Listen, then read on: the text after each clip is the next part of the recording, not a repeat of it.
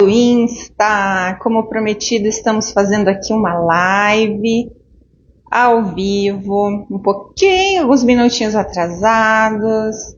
Eu vou esperar o pessoal entrar para daí chamar a Silvânia, nossa participante de honra hoje, tá? Então, pessoal, a Silvânia entrou aí como visitante, já vou chamar ela para participar com a gente, tá?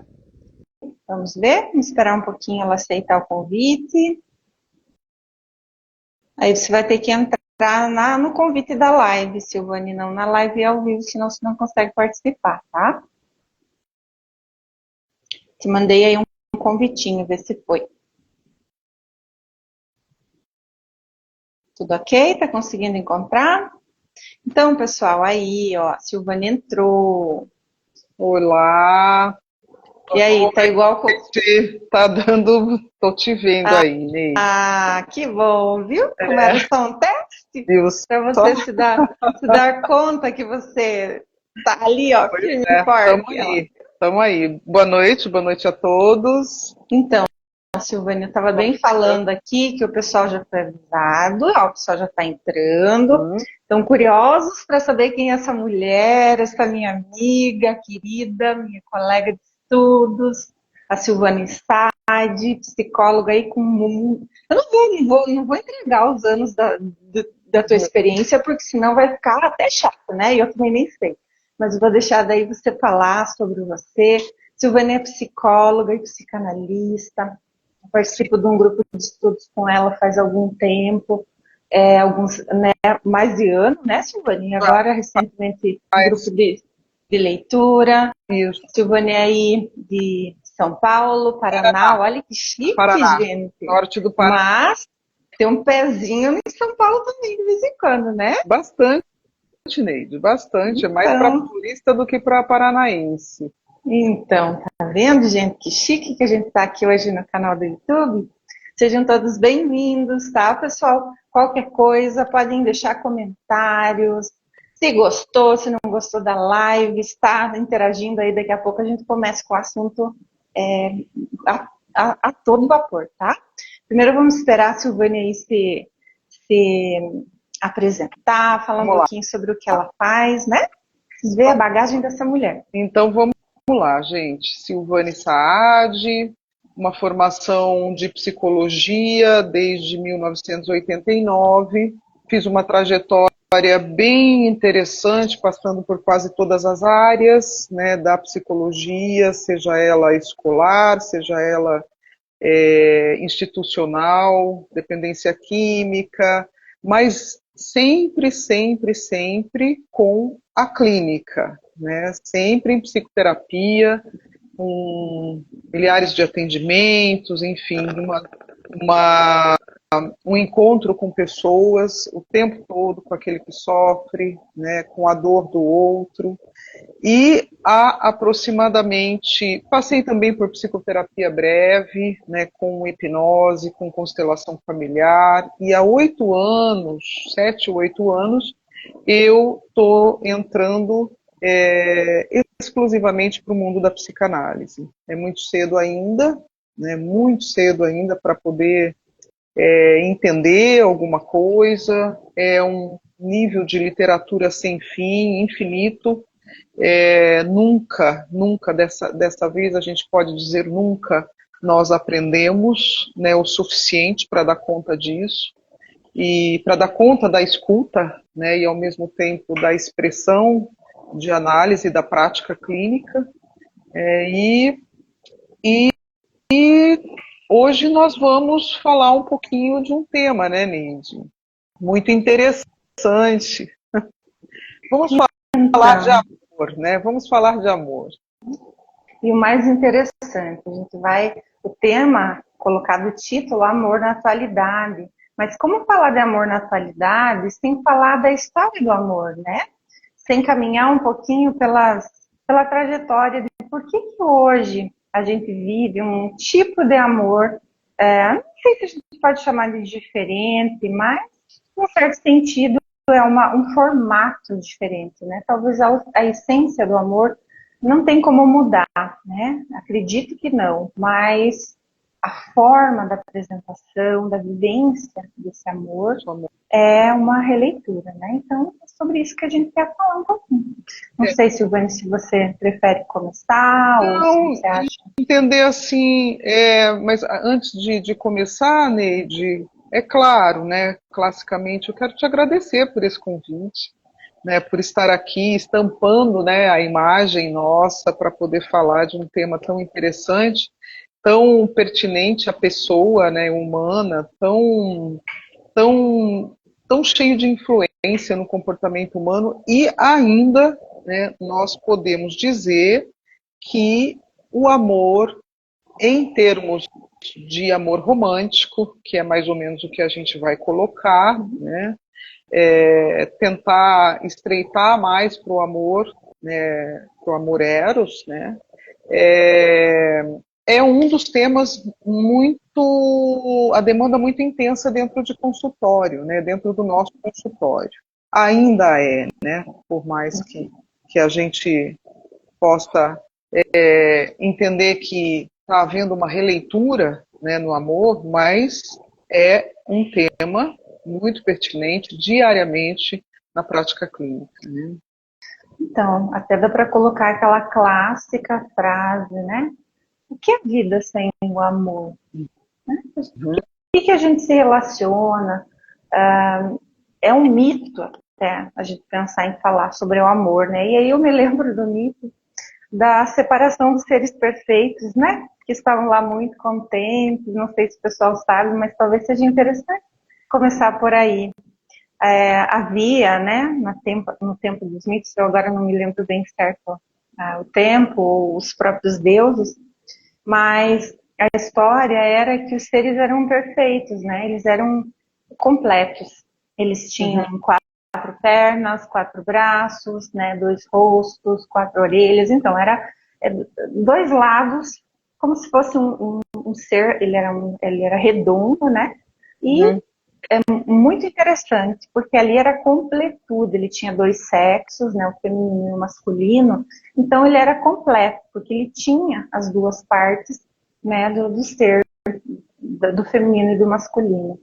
E aí veio Deus e disse assim, peraí, isso aí tá muito perfeitinho, né? Vamos separar essa brincadeira. E foi lá e separou os seres. E aí que surge, gente, a questão da busca da nossa cara metade. Exatamente. Tá vendo que legal? Porque a origem é mitológica, né? Mitológica, cultural, a origem do amor é lá atrás, né? Nós temos aí no século XVII, né, Leide? Mais ou menos, a origem, né, a origem do amor, né? Que era na verdade, o termo biológico da coisa, né? Onde tinha a agitação, o tremor, né? Aquele rubor, né? Depois da mitologia, no caso. Isso. E até essa mitologia, por isso que terminando a história do mito, eles passaram a se buscar, né? Aqueles seres partidos, eles começaram a buscar a outra metade. E como nunca houve esse encontro, cada um com a sua metade perdida, acabou se imaginando esse furo, né? Eu sempre encontro alguém que não corresponde ao que eu sou, né? O que eu busco. Então, o interesse da gente olhar para esse vazio que às vezes a gente sente ao amar, uma busca, né? Talvez, quando você fala do século XVII, a gente pode lembrar aí do romantismo, né? Exato. Que começou-se a falar do amor, as poesias, os textos literários. A teoria da paixão, né? Basicamente a teoria da paixão. Aí veio com Descartes, né? Era mais fisiológica, né? Na época, né? Bem e masculina, né? Bem mais tudo voltado para o masculino. E aí que volta assim esse interesse do o olhar masculino para o amor, porque até então, até os casamentos, eles eram ninguém se apaixonava, não havia casamento por amor, né? Então isso se tornava um grande incômodo, porque os pais acabavam escolhendo o casamento, fazia um pacto entre famílias, né? E aquilo não tinha o valor do amor. Eu acho que nem se falava em amor naquele tempo, né? Então, a gente vê a evolução da cultura, das sociedades, e a gente tem que tomar cuidado, porque em cada país há uma cultura diferente, e um Sim. olhar voltado para o amor também, né? Então, é isso que a gente também terapeuticamente tem que ter um cuidado ao ouvir as pessoas se expressarem sobre o amor, porque tem exatamente essa conexão cultural e também abordagem de como aquele lugar fala sobre o amor, ou ele aborda o amor, se aquilo é mais liberal, como hoje a gente vê na atualidade uma, uma escolha muito mais livre, né, do ser amado, inclui a questão de várias nuances, né, inclusive sexuais, então a gente tem uma liberdade e é interessante a gente levantar esse contexto histórico para ver a evolução, o quanto as pessoas, aqui evolução eu coloco não no sentido só positivo, evolução é da caminhada do tempo e o movimento que isso faz nesse tempo, né, dentro da cultura, que às vezes as pessoas aí fora podem ouvir a palavra evolução, quando a gente escuta às vezes a palavra, você é evoluído ou evoluiu, significa às vezes estar num lugar de regalia, né, de potência, de ser melhor. Mas eu coloco isso num contexto diferente. Evolutivo da sequência que isso aconteceu no tempo, né, no desenrolar do tempo. Não que é bom ou positivo, tem julgamento aqui, né? Faz sentido, Silvânia? Faz sentido, e eu estava lembrando, ontem eu estava atendendo uma paciente de Portugal, né, mas brasileira, e ela estava me contando o quão diferente é a questão deles se relacionarem lá na Europa. Né? Então ela estava dizendo, Neide, que a forma deles se afeiçoarem lá como par, né, é muito restrita. Então eles não se beijam assim da forma, né, não se tocam da forma como os brasileiros se tocam, né, e que isso foi dando para ela uma nova versão de amor. E às vezes até ela se sentiu um pouco recuada na questão da expressão de como ela expõe esse amor. Né? Achei muito interessante isso, porque como ela veio ao Brasil e ela voltou a sentir-se viva novamente com a questão do Eros, né? Porque aqui a gente vai falar em basicamente Eros, que é o deus da paixão, né? O amor romântico, enfim, o deus do desejo sexual, né? E nesse sentido, foi aí, basicamente, que eu lembrei, quando você me convidou, eu estava lendo um livro que é A Agonia de Eros, né, de Byung-Chul. E a agonia de Eros, quer dizer, por que isso? Porque ele aborda, né, ele vem abordando uma espécie de fim do amor romântico. Né? Não exatamente o fim, mas as pessoas estão se olhando mais para si. Né? E aí é que começa, né, a ideia de que há uma releitura, né, desse amor romântico, porque quando a gente fala em amor romântico, em Eros, a gente fala em paixão.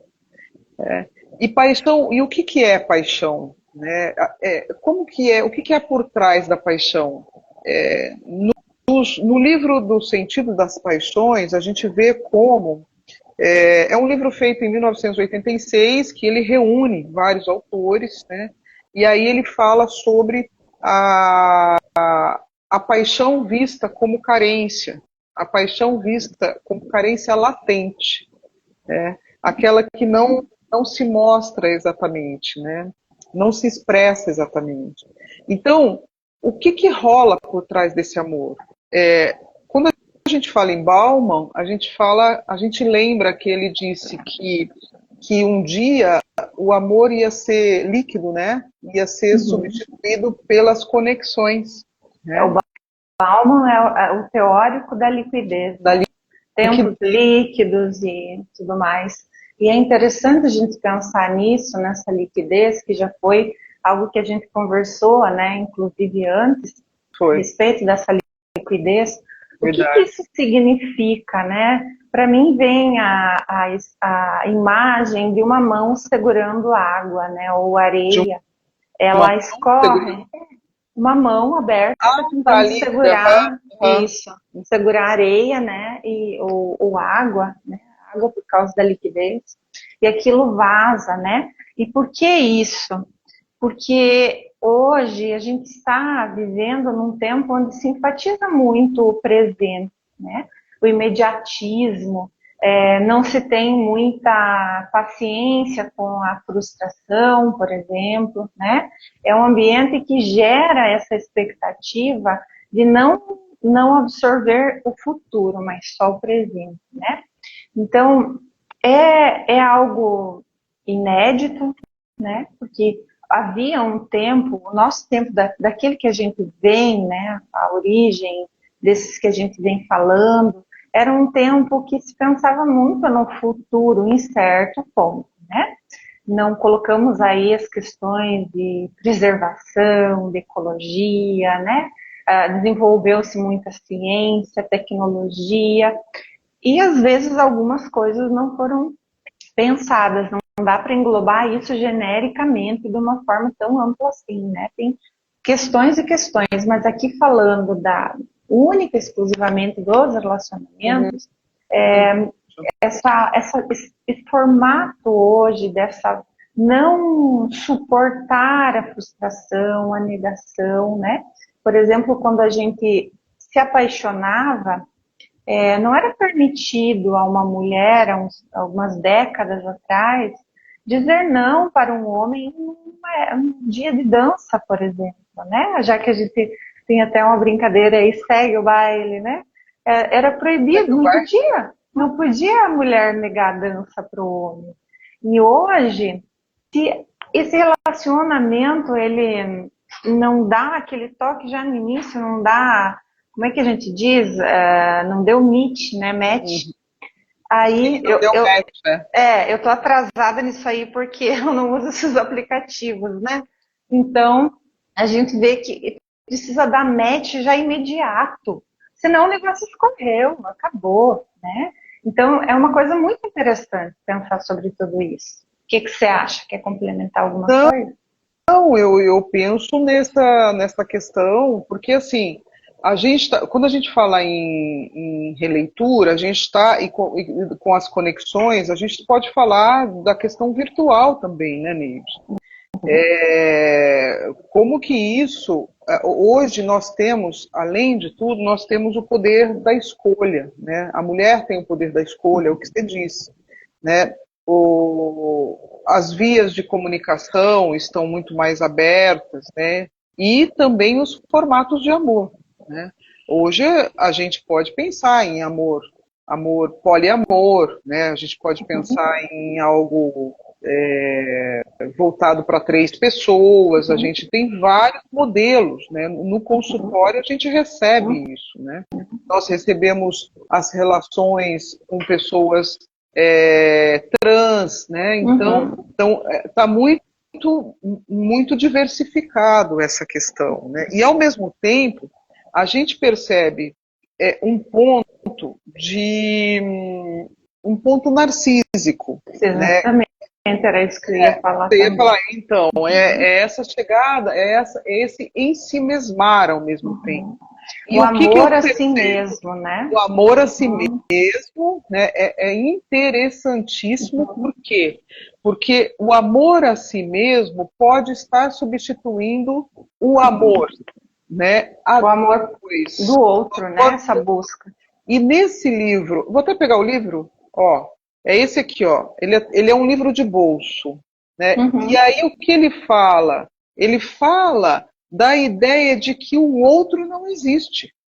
Mas o Lacan já falava isso, né? Exato. Então, o outro está subindo da nossa frente. E ao mesmo tempo é muito perigoso, né? Porque fica em extremos, quer dizer, nem tanto a si próprio, né, de você em si mesmar, né?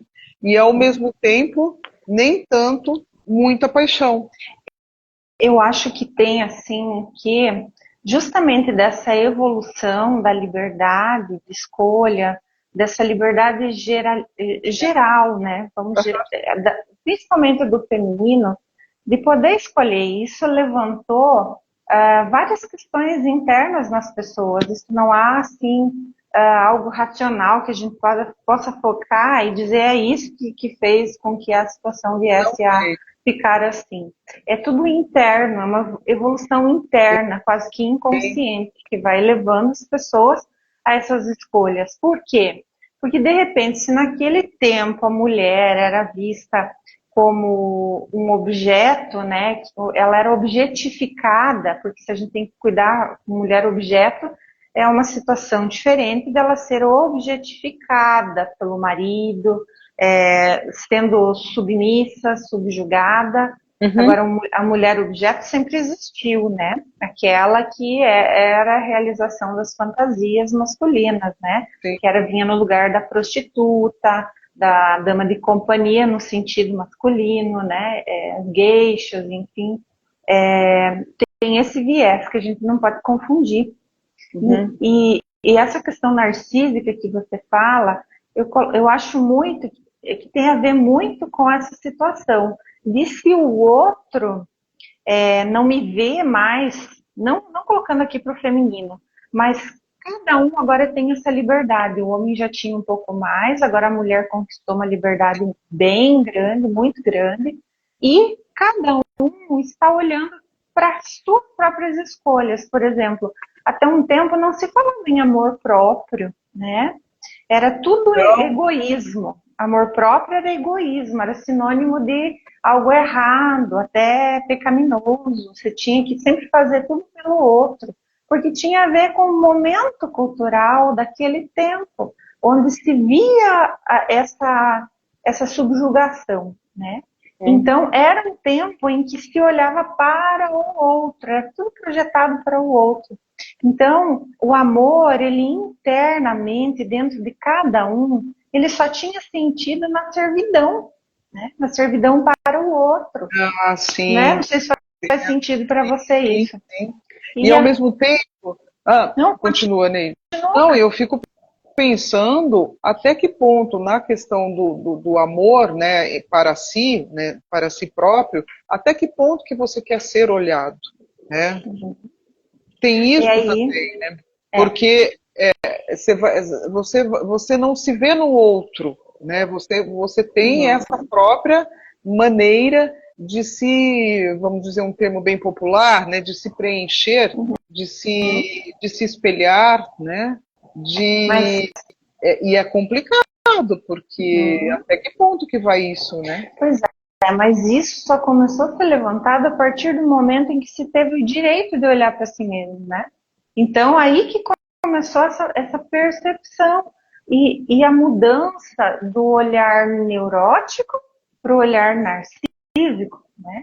Porque se a gente for colocar em teoria psicanalítica, colocando, tem autores que falam até em tempos neuróticos, tempos perversos, tempos psicóticos, né? Se coloca muito a questão do tempo, e aí o pessoal que não é da psicanálise vai ficar pensando, mas o que é isso? É só um modo de a gente entender as relações humanas e o modo de elas perceberem os outros ou não perceberem, né?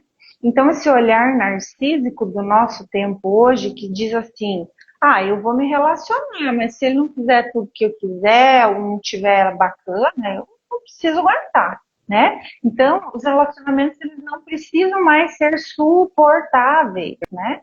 Antes, as pessoas, elas não era amor tudo aquilo, era um suportamento, não é nem suporte de dizer, eu tô aqui para tudo que vier, eu tô te amparando, não, o lugar de suporte. Ela reduziu muito, né? Por isso que também ele coloca a agonia de Eros, né?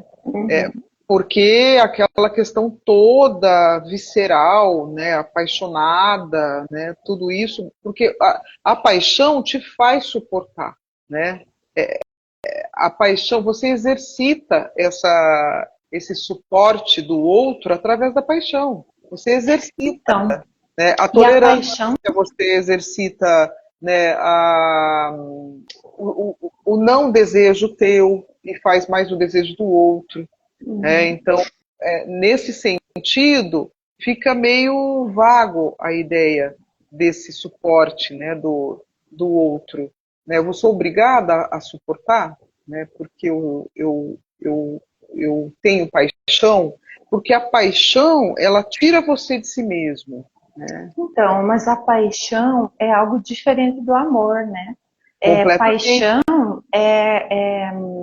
A paixão é o encantamento, né, dentro da psicanálise, por um ser imaginário. Então, Isso. eu projeto no outro uma fantasia É que uma é aquilo. fantasia, isso, E exatamente. essa fantasia, ela aos poucos vai se quebrando, porque a realidade é impossível de ela não cair uma hora ou outra no teu colo, né? Uhum. Então, por isso que às vezes a gente diz, olha, me apaixonei por uma pessoa, mas não é nada disso, ela mudou completamente. Mas a pessoa nunca parou para olhar quem Que era forte, essa né? pessoa, né? Era uma projeção do ideal de amor da pessoa, fantasioso. Isso acontece com todo mundo, tá, gente? Eu queria ter uma interação aí com vocês, que eu estou me esquecendo de falar aí com vocês. Às vezes a gente faz uns vídeos e hoje está ao vivo, né? Diferente estreia da Silvânia aqui nas lives, então das desculpas aí, gente. Eu quero interação, sim. Manda aí questãozinha, manda se está gostando, se está fazendo sentido ou não, o que vocês querem saber aí, para a gente dar continuidade, né? A gente está levando assim um papo brabo para mitologia, para teoria, e às vezes é interessante a gente também trazer para o popular aqui, para as pessoas entenderem o que é na ação, né? Então, voltando aí um pouquinho só sobre essa paixão, essa projeção, né? Quem aí não sonha, não faz, isso não é racional, gente, tá? Por mais que a gente tenha essa ideia do racional, eu tenho uma fantasia de encontrar um homem assim, uma mulher assim, um companheiro, uma companheira assim, que seja isso, que faça aquilo, não sei o quê. De repente, eu acho que encontrei. Nossa, tô amando, tô apaixonada, tô caída. Aí vou lá e vivo um êxtase, que é isso da paixão. Esse êxtase, né? Essa junção carnal, essa pulsão erótica que a gente diz, né? A pulsão de vida, a pulsão sexual, que o Freud tanto falava. E aí esse encontro, ele estoura, ele é vivenciado, ou não, às vezes se torna platônico, uma frustração já de cara, né? E isso é natural, porque tem a ver com o nosso imaginário. Uhum. E as pessoas não sabem isso na prática, né? Que é um imaginário. Então, muitas vezes a gente passa a vida com amores frustrados. E isso não. A pessoa não consegue entender, acho que não tem sorte, que tem dedo podre, que tem uma série de, né, que é uma queixa, principalmente feminina. Aquele homem não entende, ele não. Mas as questões todas, terapeuticamente falando, estão num imaginário, né? Não é. Claro que tem pessoas e pessoas, né? Mas por que as coisas se repetem? Se repetem lá fora, mas se repetem comigo. Então fica aí uma questão, se repetem lá fora comigo, será que, eu não vou dizer que o problema, mas a questão dessa repetição não pode estar de repente aqui no meu imaginário, Na minha uma fantasia fantasia narcísica de que eu tenho que ser amado, inconsciente. eu tenho que ser visto, eu tenho que ser, o outro tem que fazer só para mim, só ele tem que mudar, eu não, né? E Essa fantasia mesmo de si próprio, né? Bem narcísica mesmo, né? E isso tem a ver lá com as nossas primeiras experiências de amor. E aonde estão isso, né, Silvana? Aonde está o objeto que substitui, que é referência do nosso amor, né? Para quem eu quero me referir quando eu falo que esse outro tem que mudar? É claro que às vezes tem que mudar, né, gente? Não é? Mas se as coisas forem repetindo, o que eu quero do outro, né? Então, e a grande mudança, a gente tem que colocar aqui que a mudança não é, por exemplo, uma receita que eu passo lá para o meu companheiro, minha companheira, e digo, ó, você, se não for assim, assim, assim, não vai dar certo, eu não consigo ficar com você. Mas a pessoa que faz essa lista, ela não se dá conta que às vezes o comportamento é um reflexo, né? Então, o que que é isso? Se eu cuido de mim, no sentido de olhar para o que está fazendo as minhas escolhas, a minha história, que tem a ver com autoconhecimento, assim, entender como que eu aprendi sobre o amor na minha história, como é que eram os relacionamentos na minha vida, como que disso de alguma forma ficou gravado aqui no meu inconsciente. Sabe, inconsciente é aquela questão lá, eu aí que falo para o público, né? Inconsciente é o porão da nossa casa. Ou a dispensa, Sim. que no sul tem muita dispensa, né? Você coloca lá tudo que você não quer ver na cozinha, você soca lá dentro, né? Tem gente que guarda a roupa suja, tem gente que põe a vassoura, que tem vidro quebrado, que tem, sabe? Tudo tá lá na dispensa, né? E daí, o dia que tem que fazer uma faxina na dispensa, a pessoa diz, não, eu vou botar fogo na casa, mas eu não limpo a dispensa, né? Então, a gente, isso diz uma resistência contra olhar para os nossos guardados, né? E por que essa resistência? Se a dispensa é minha, se o que eu guardei é meu, eu sei o que tem lá dentro, mas só que eu não quero saber. Então, a gente faz isso no cotidiano, com a própria dispensa física, com a nossa cozinha, né, Silvane? E aí, quando chega na hora de limpar, a gente diz, não, isso não é meu, não fui eu que pus aí, nem sabia Então, que tinha.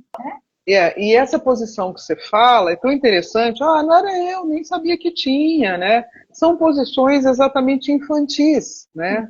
Da nossa. Quando a gente fala de amor, a gente está nos referindo, psicanalista fala, né? Não é regra, mas a gente está nos referindo a algum desejo de uma posição infantilizada voltada para o desejo de que a nossa mãe, né, de alguma maneira venha nos fazer aquilo, né, que nós queremos, né? Então, essa é uma posição infantilizada quando nós deixamos e não reconhecemos esse inconsciente, né, que vai para o consciente, no caso. E aí nós ficamos num desejo infantil, né? Por isso, muito cuidado, né, quando isso acontece, né, de poder Pois é. se observar, de autoconhecer, de procurar um aconselhamento, Terapeuta, né? um acompanhamento terapêutico, né, que leva você a entender o porquê dessas repetições na sua vida. Porque sozinho a gente não dá conta. Eu já Não estive dá aí conta. nesse lugar de pessoa que busca se conhecer, e sozinho não é assim, porque é algo que, por exemplo, é meio estranho falar, mas a dispensa é tua, as coisas que estão lá são tuas, Uhum, a chave está na tua mão, uhum. mas você não sabe de nada disso, né? Então é preciso ir descobrindo aos poucos, esse é um processo. E a gente já voltou aí para o assunto da terapia, né? Uhum. Mas não é só porque nós somos terapeutas, gente. A gente fala disso porque a gente sabe a mudança que promove na vida das pessoas. E às vezes as pessoas não se dão conta disso, têm medo dessa tal dispensa, né? Então acabam deixando até a última hora, quando não cabe mais nada lá dentro. E isso diz dos relacionamentos, porque quando a gente, e especialmente nesse tempo de hoje, gente, imagina só se num tempo onde não havia valor para a mulher, né? Onde não, o amor em si não era valorizado, nem o masculino nem o feminino, era tudo um contrato, né? E as pessoas tinham que se relacionar dessa forma. Tinham filhos, constituíam famílias e às vezes até se apaixonavam durante esse processo, né? A gente vê casos aí até na história de reis que tem tantos filmes, séries aí muito interessantes para a gente descobrir essas histórias, bonitas inclusive, né? Mas o que acontece hoje nessa atualidade líquida?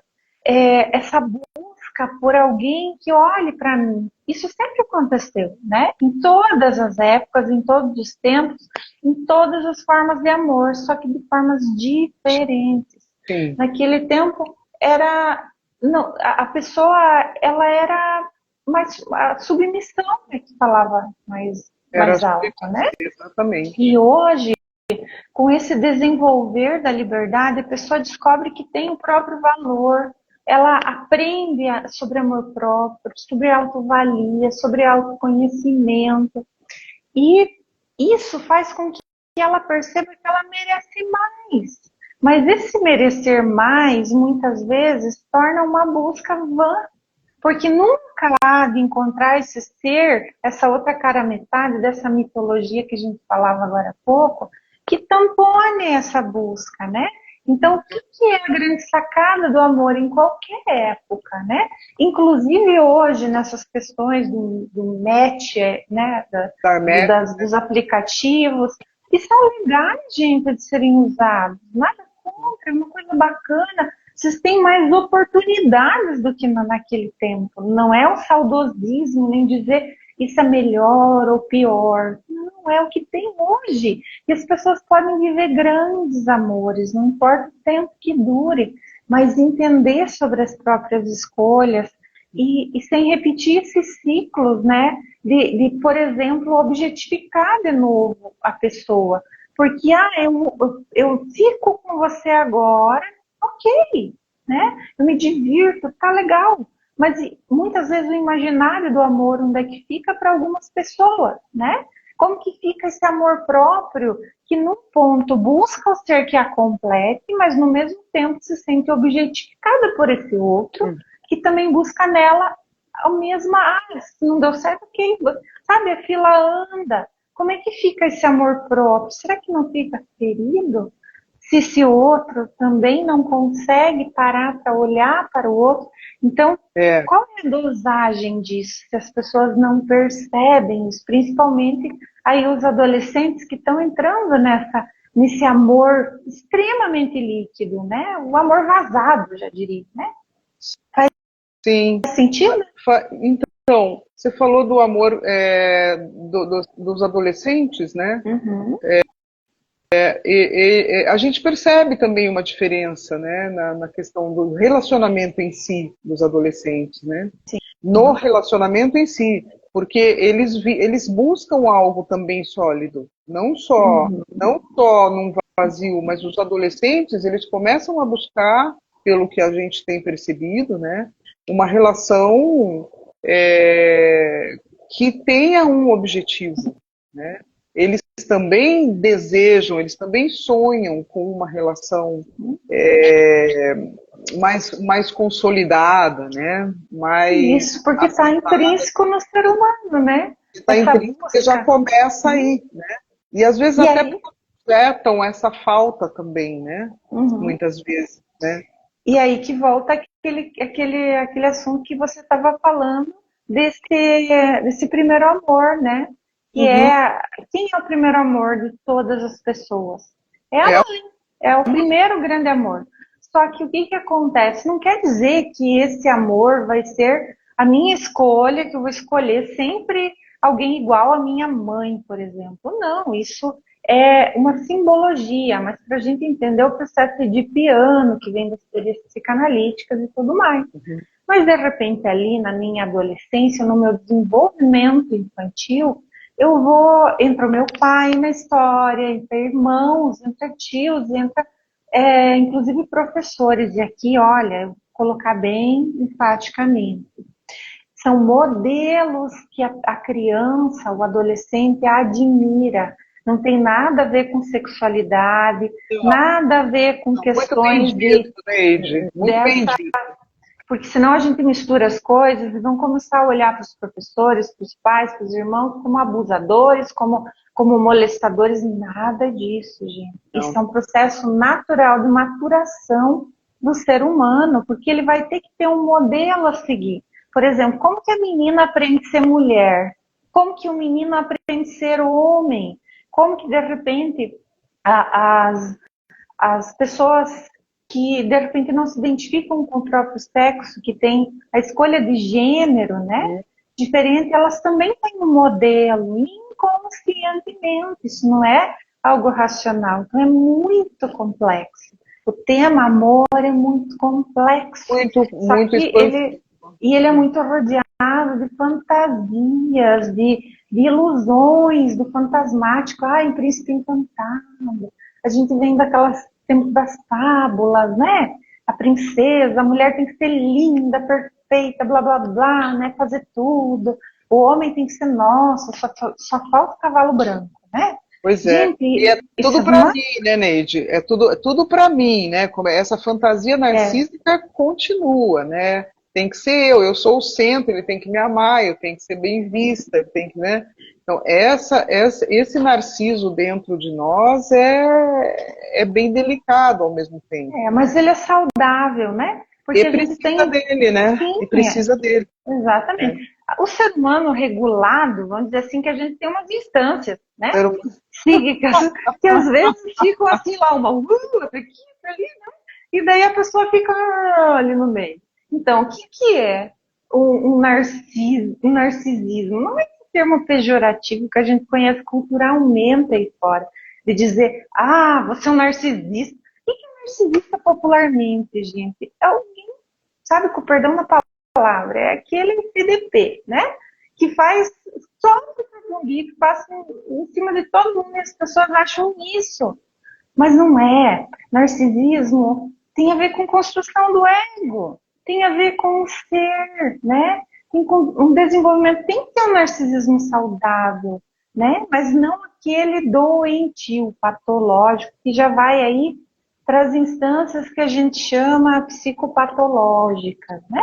Sim. Então, não vamos entrar nesse assunto. Se entrar nesse assunto vai longe mesmo, mas é necessário ter o narciso para a gente se constituir. Né? Para ter amor próprio, para conseguir valorizar a si mesmo e aceitar um amor que condiga com aquilo que fala de você, de si mesmo. Senão eu vou aceitar qualquer coisa, eu vou ser abusada, eu vou sofrer um monte de coisas de relacionamento amoroso. Se a pessoa não souber os seus limites, não tiver um amor próprio que tem a ver com o ego regulado, e o início de tudo é o desenvolvimento do narcisismo. Não é narcisismo, mas é a parte narcísica do ser. Né? Narcisismo é uma... Tem uns termos aí muito loucos que às vezes só teoria mesmo para a gente ter. E não é aqui que a gente precisa explicar isso, porque aqui é uma live que vai mais para o entendimento para as pessoas, né, do dia a dia entenderem essas questões do amor. Gente, tá fazendo sentido aí para vocês essa conversa toda? Responde aí pra gente, vai? Dá um toquezinho, um oizinho, sei lá, manda uma coisinha pra gente entender se tá fazendo sentido, tá? Se vocês quiserem comentar, perguntar, manda aí no chat que eu tô lendo. Eu leio as questões e a gente fala aqui, tá? Ó, alguém mandou corações aí, ó. Valeu. Tem pessoas queridas aqui na live que eu conheço, estão por aí. Que bom, que bom. O pessoal aqui do sul tá meio devagar, acho que tem sono hoje. Dá para ver, mas eu tô com bastante pessoas aqui que eu conheço. Ó, a Silva Neuroci, tá perfeito. Aí, obrigada. Ele é um grande estudioso também, ele. Que bacana. Que honra. Ah lá, tá perfeito. Ah lá, de Sergipe. De Sergipe, nossa. Ele é um grande... Muito lindo a tua terra, viu? Então, gente. Acho que é isso. Não sei o que a gente pode estar, mas acho que dá também para dar continuidade, né? Porque, assim, através disso, da questão do amor eros, né? A gente pode estar percebendo o desenvolvimento de outros temas, né? Que atualmente que estão esbarrando nessa ideia de fim do amor romântico. Por exemplo, a solidão. Né? A solidão, depois a gente pode estar falando sobre ela em outros temas, né? Porque em outras lives, no caso. Né? As escolhas de não amar, né? Exatamente, as escolhas de não amar, né? Tá tudo bem. Até que ponto, tá tudo bem, mas até que ponto, né, que em si mesmar-se, esse ponto narcísico, né, de si mesmo, pode entrar com a falta do desejo também, né? Com a ausência de desejo em outras situações sociais, né? De ser visto, de ser amado, né? Até que ponto que isso pode ser perigoso ou não, né? Porque nós estamos num mundo também é um investimento, né, Silvânia? Um investimento em outra área que não o amor, outra que área que não não o a amor. relação. Aí vai para o trabalho também, né? Pode estar investindo em toda a sua libido no trabalho, né? Exatamente. Então tem outros Mas pontos que a gente pode estar colocando em outra live, né? Que vai dar um autoconhecimento também, ou até que ponto eu vivo isso, até que ponto você se percebe nesse sentido da solidão, da depressão, da ausência de desejos, né? e até que ponto isso também pode ser uma fuga? Uma fuga Isso pelo medo de sofrer, pelo medo de amar, porque tem então, aquele conceito do amor que dói, do amor que subjuga. Por exemplo, eu venho de uma geração que acreditava muito que o amor tem que doer. Se não doer, é porque não é amor. Então, gente, isso é um conceito muito. É uma crença limitante, né? Que o amor, por exemplo, você quando ama, você tem que suportar. Ah, vê se no tempo dos nossos pais não era assim, Silvânia. A mulher suportava tudo. E o homem muitas vezes também, né? Então, a gente precisa quebrar essa crença limitante, né? Esse conceito, já que a gente está tendo tanta liberdade de experimentar, experienciar o amor, que ele possa ser visto principalmente por essa quebra de um pré-conceito, né? Um conceito anterior a saber o que é. Então, hoje não é mais por falta de onde buscar informação, inclusive não, pelo contrário, autoconhecimento a é isso, informação né? tem muito, Só que a gente tem que ter cuidado aonde busca, né? Porque tem muita coisa aí que, olha, né? tem muita coisa boa, mas tem muita coisa que você tem que tomar cuidado também, tem que né? refinar, né? Então, É isso aí. pessoal, a gente já está fechando uma hora aqui, ó, Silvana, Já passou rapidinho. Travou teu vídeo. Ah, deu uma travadinha aqui. travou. Então, eu não sei, acho que quase a gente pode ir para encerrar, né? Sim. Pode abrir uma outra em outra ocasião, para de repente continuar falando sobre esse tema. Eu gostaria de deixar aqui também para o pessoal que está aí assistindo, que a gente vai postar a live, né? Para vocês assistirem de novo às vezes na íntegra. E também no YouTube. Eu tenho um canalzinho aí no YouTube. Tenho colocado uns vídeos para ajudar as pessoas a entenderem um pouquinho mais sobre o inconsciente, sobre as questões para quebrar essas crenças limitantes, esses medos, né? Essas resistências, às vezes, a olhar para essa dispensa, porque a gente cuida, ou aprende a cuidar, e isso é cultural. O médico é alguém que cuida do nosso corpo, e todo mundo vai no médico, e isso é um fato, e é necessário. Todo mundo vai, por exemplo, tem uma crença, tem alguma fé, independente de qual seja, mas cuidam desse lado espiritual, né? Daquilo que não se sabe, não se tem comprovação, que é aquele lado né, que está vago ainda, que nenhuma ciência alcança, que é o lado espiritual. E temos um lado mental e emocional, que as pessoas costumam levar para o médico ou levar para a fé e querer que o seu mentor, o seu pastor, o seu padre, enfim, resolva essas questões. E as pessoas precisam entender que tudo tem o seu lugar.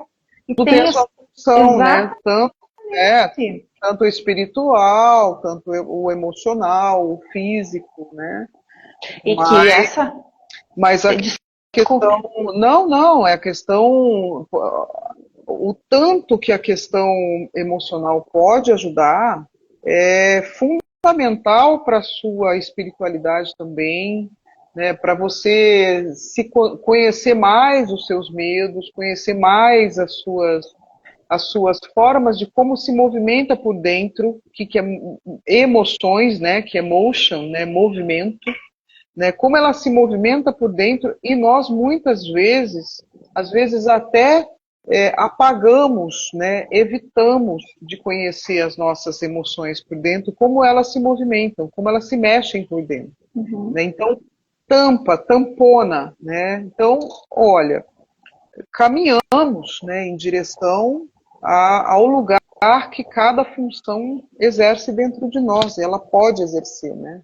E lembrando que a gente é uma instância, um ser com todas essas instâncias. Por isso que o cuidado de todas elas faz com que a gente consiga viver melhor, né? Ter uma vida mais saudável em todos os sentidos.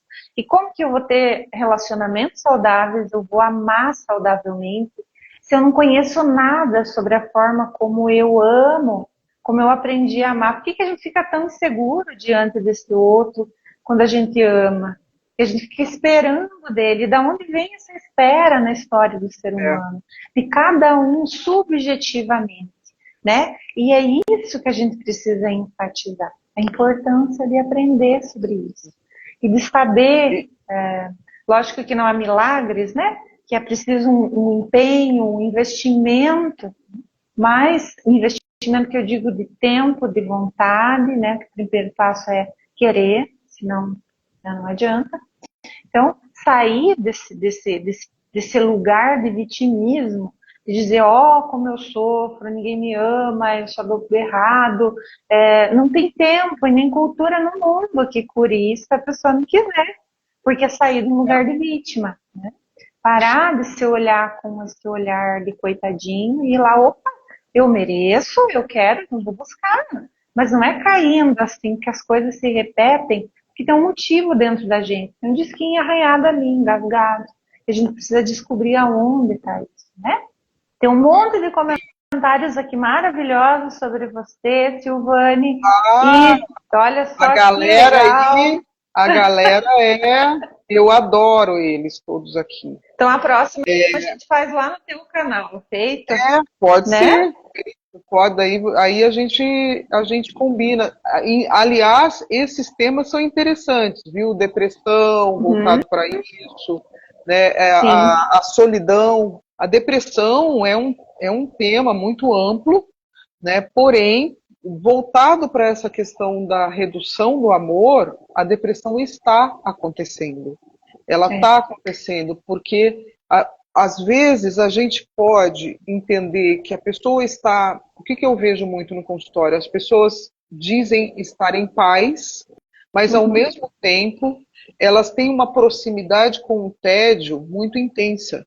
Então, paz e tédio, elas estão muito próximos de mão dadas.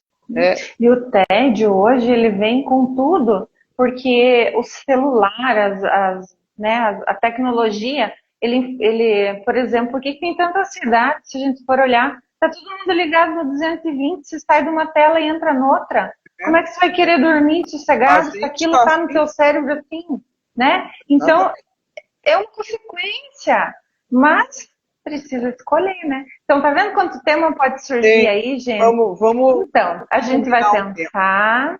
Vocês assistam lá, né, de volta, podem olhar lá no YouTube também. É só digitar lá Neide Rosencheck, psicanalista, que vocês vão achar o meu YouTube.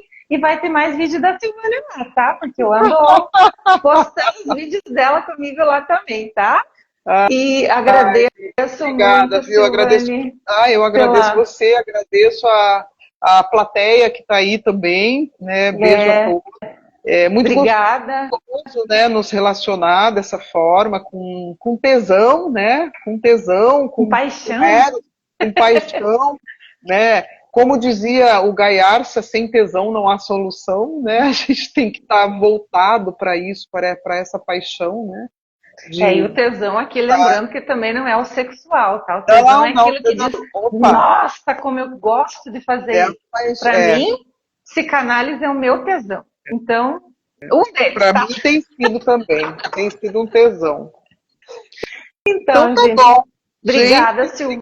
obrigada. Foi Obrigada uma a você, Liz. honra compartilhar com você todo o Prazer seu imenso. conhecimento e a sua experiência. Vou Obrigada. marcar outras, porque acho que está dando match aí, né?